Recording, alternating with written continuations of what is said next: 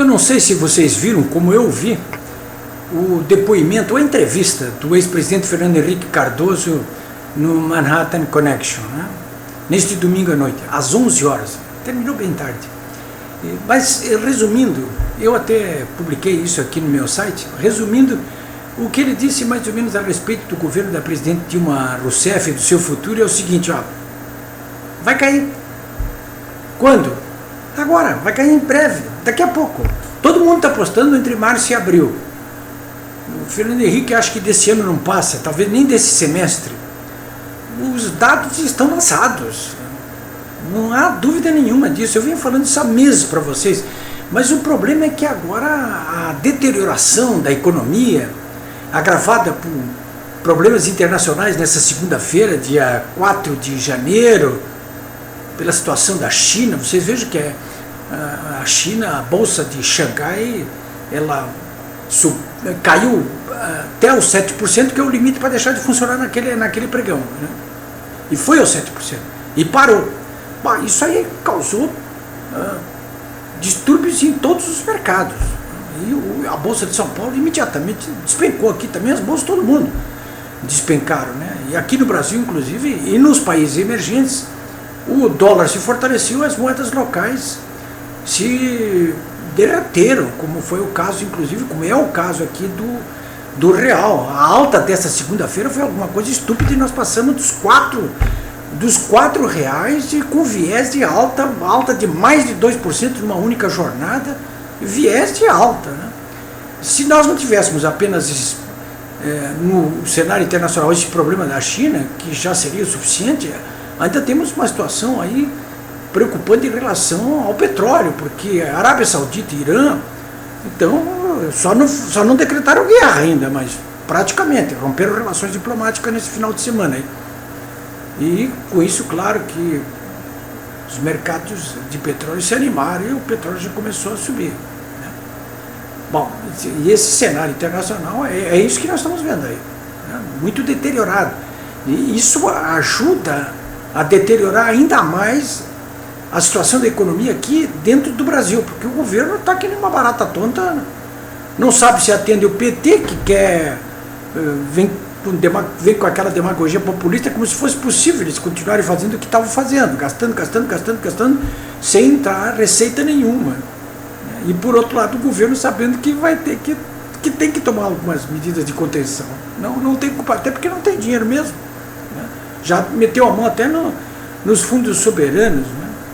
De modo que o Fernando Henrique Cardoso não deixa de ter razão, né? Nós estamos em recesso parlamentar nesse momento, o que significa que a Câmara dos Deputados não pode retomar o impeachment. Mas agora, já no início de fevereiro, vai retomar o impeachment, porque as decisões do Supremo Tribunal Federal a respeito do impeachment não são de que ele não pode ir adiante. Pode. O rito é que será diferente, mas pode, e será celular, como dizia o Jânio Quadros. Então, essa situação toda assim está como o diabo gosta, mas por outro lado, ela abre pelo menos um pouco de esperança para todos nós aqui, porque se esse governo cair, como eu espero que caia, eu já disse aqui 1000 vezes, pelo menos se abre uma porta de esperança, uma janela de esperança aí pela frente, né?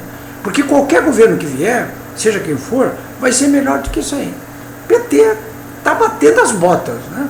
A Dilma, ela está presa ali como se fosse rato em guampa de boi, né? Não tem para onde se mexer. O PT está cada dia que passa com mais gente dele na cadeia, o prestes para ir para a cadeia. Está se desmilinguindo o PT, está se derretendo o PT também. Não tenha dúvida disso. Nessa segunda-feira, inclusive, eu publiquei aqui, inclusive, e peguei os dados da pesquisa do Instituto Paraná Pesquisa sobre uma hipotética sucessão em São Paulo para governador. Ali está o Serra em primeiro lugar, quando a opção é Serra, mas quando a opção é o Aloysio Nunes Ferreira, perde, né? Na primeira, o Serra ganha do Paulo Scaff, do PMDB, que é o presidente da Fiesp. E na segunda, o Paulo Scaff ganha a eleição. Cada um está com mais de 30%. E onde é que está o PT ali em São Paulo, para governador? Está abaixo dos 5%. Quer dizer, o Luiz Marinho, que é o prefeito de São Bernardo, que é do PT, que seria o candidato a governador do PT em São Paulo, está com 3,2%, abaixo do Eduardo Jorge, lembra dele, né?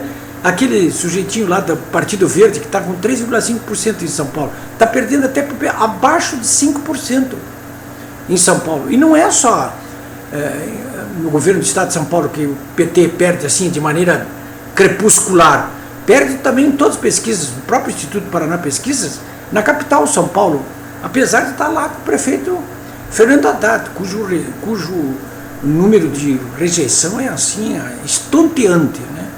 Isso em tudo que é lugar. Eu, inclusive, nesse domingo conversei aqui no Rio Grande do Sul com o deputado Jorge Possobon, que aparece nas pesquisas como preferido do eleitorado de Santa Maria, e em segundo lugar o Valdeci Oliveira, que foi prefeito e é do PT, que é deputado estadual. Tem uma até boa avaliação. E eu estava conversando com ele, parabéns então, hein, deputado, vai ganhar a eleição aí em Santa Maria, mas eu estou estranhando essa má performance do Valdeci Oliveira. E ele me disse, olha, eu também estou estranhando, eu acho que não está correto, porque o Valdeci é maior do que o PT.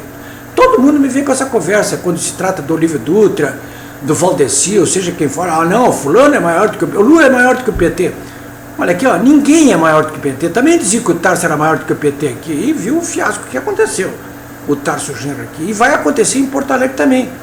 O PT já sabe o fiasco que vai cometer aqui em Porto Alegre. Na última eleição já teve menos de 2 dígitos. Nessa eleição agora, se não apoiar a Manuela Dávila, tá frito. Vai botar o Raul Ponte? Para quê? Para fazer menos de 0%? De 1%? Então, senhores, ao contrário do que vocês podem imaginar aí, eu estou muito otimista em relação a 2016. Porque essa coxa toda vai ser posta daqui para fora. E vai ser logo, e vai ser no primeiro semestre. E não adianta eles ficar aí querendo bancar o bonzinho agora, ou querer engrossar e ter uma saída populista, que essa onda azul chegou aqui na América Latina e chegou para ficar. Vocês podem acreditar nisso aí. Mas é isso que vai acontecer. Eu volto amanhã.